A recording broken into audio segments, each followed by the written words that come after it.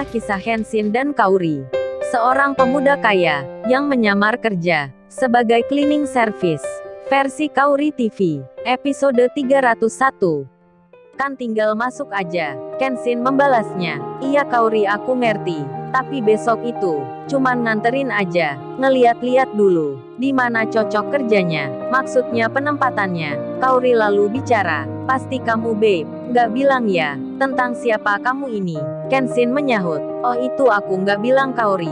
Masa aku harus bicara kalau aku cowoknya Kaori, atau Kaori ini ceweknya Kenshin?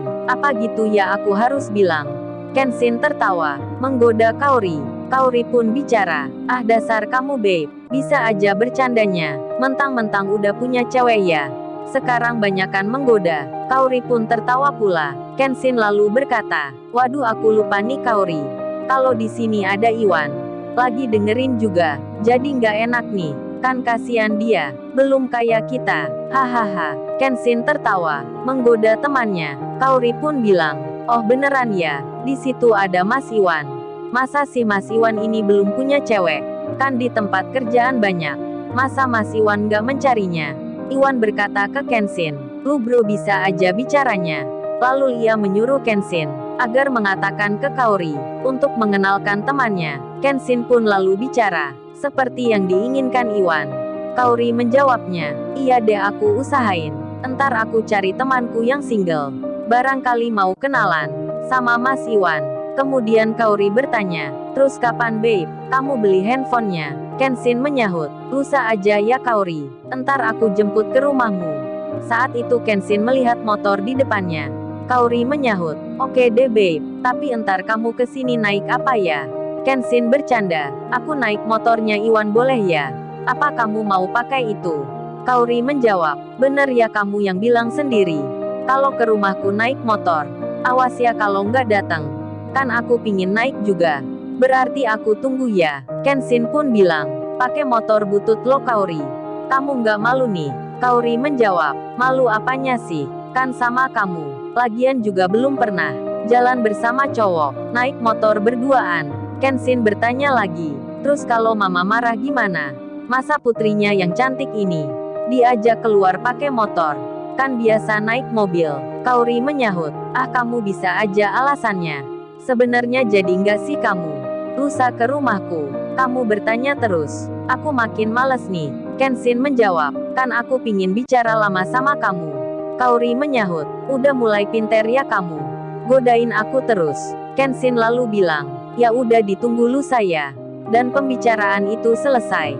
Sembari Kenshin berucap salam dengan mengatakan, sampai jumpa besok ya sayang. Si Iwan mendengar dan melihatnya, menjadi pingin jadinya. Lalu ia bicara sendiri, yang terdengar oleh Kenshin. Iwan itu berkata, merana gua bro, lihat lu romantisan gitu, jadi ingat pacaran dulu. Nasib-nasib nih jadi pria single, jomblo-jomblo ngenes. Hahaha. Iwan tertawa. Kenshin pun juga sama. Sementara di lain tempat, di rumahnya Pak Andi, putri yang memegang handphone, nomornya pun masih milik ayahnya. Putri itu tiba-tiba mendapat pesan yang datangnya dari seorang pria yang di situ namanya Kenshin. Kenshin itu menulis, maaf sebelumnya ya Pak Andi, besok saya ke rumah jam 9 pagi ya.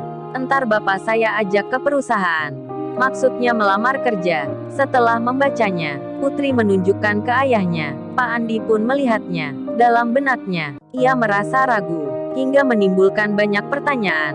Pak Andi bicara sendiri, maksudnya melamar kerja apa ya? Masa saya disuruh bikin surat lamaran? Kan saya ini sudah berumur. Pak Andi lalu teringat, saat ia menjadi pengusaha, ia punya karyawan yang begitu banyak. Setelah mengingat hal itu, benaknya pun bicara, ingin tertawa. Pak Andi pun bilang, saya dulu kan seorang bos, tapi besok diajak melamar kerja. Pak Andi berpikir sejenak, ia masih mengingat, saat jadi orang kaya, tak pernah terpikir seperti ini. Nggak bisa dibayangkan sebelumnya, jika kehidupannya yang berputar ke bawah. Pak Andi pun lalu bercerita ke istrinya tentang ajakan Kenshin. Pak Andi bicara, ini mah pemuda tadi ingin mengajak ayah besok datang ke perusahaan, katanya untuk melamar kerja. Mamanya pun bertanya, kerja bagian apa ya? Kan mereka cleaning service. Masa bisa ya, memasukkan kerja orang? Pak Andi pun menjawab, iya nih Ma, aku juga bingung. Apa ayah ini akan diajak kerja cleaning service ya?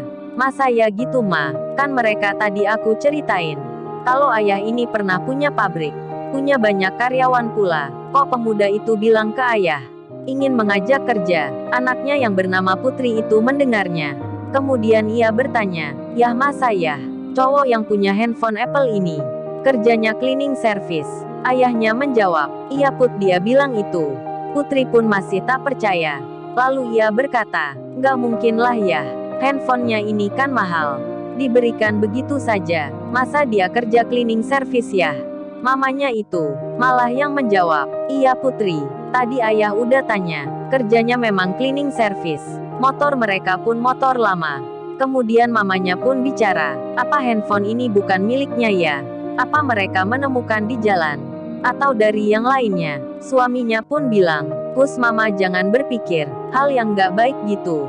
Tadi mereka saja menolong membantu kita, sampai akan berantem dengan debt collector. Istrinya pun mengerti, iya Pak, maafkan Mama. Mereka memang orang yang baik. Kemudian istrinya melanjutkan bicara, gini aja Pak, Papa ikut aja besok, kan kita nggak enak ntar dikira menolak. Apalagi Papa ini dikasih handphone, jadi besok ngikut aja Pak, daripada serba salah. Dan Pak Andi pun menuruti kata istrinya, meski dalam benaknya ia masih ragu akan ajakan Kenshin. Bahkan Pak Andi itu yakin, mungkin pekerjaan besok yang dimaksud pemuda itu pasti lowongan cleaning service. Pak Andi yang mengira Kenshin hanya cleaning service biasa, nanti dirinya terperanjak, jadi tak bisa berkata-kata. Ketika masuk perusahaan, pemuda yang dianggapnya hanya pekerja biasa, berseragam cleaning service, yang datang bersamanya, dipanggil. Setelah pembicaraan Kenshin dan Iwan, dan juga tentang rencana besok pagi, yang akan mengantar Pak Andi untuk melihat pekerjaan, Kenshin pun pulang ke rumahnya. Si Iwan juga sama, ia kembali lagi ke tempat kosnya. Waktu pun berjalan, malam kini telah datang. Si Rena, yang ada di rumah, nampak duduk di kursi. Ia sedang memegang handphonenya. Lalu dibacalah pesan dari nomor yang tak dikenalnya. Si Rena itu melihat sebuah tulisan yang tak menyebut namanya, melainkan nama orang lain. Yang terbaca, "Nyet kakak titip ini dulu ya. Entar aku ambil." Rena pun bicara sendiri, nomor siapa ini? Kok salah kirim ke sini? Lalu ia pun melihat sebuah dokumen audio yang ada di pesan itu. Karena penasaran, dirinya membuka dan ditekan tandanya. Ketika menyala, terdengar suara tentang percakapan orang yang lagi marah-marah, dan ada pula yang bicara merendahkan perempuan. Si Rena pun lalu membalasnya. Dirinya bertanya, ini nomornya siapa ya? Kok tak ada nama di handphoneku? Pesan itu pun dikirim ke nomor tersebut. Kemudian dilihat olehnya tanda WhatsApp-nya yang masih garis satu, yang artinya belum terbaca. Si Rena pun menunggu akan balasannya. Di saat bersamaan, Kenshin yang ada di rumahnya, ia pun bertanya ke adiknya, Nyet, pesan kakak tadi mana? Lalu, bagaimana kisah selanjutnya? Subscribe channel ini untuk episode berikutnya. Terima kasih.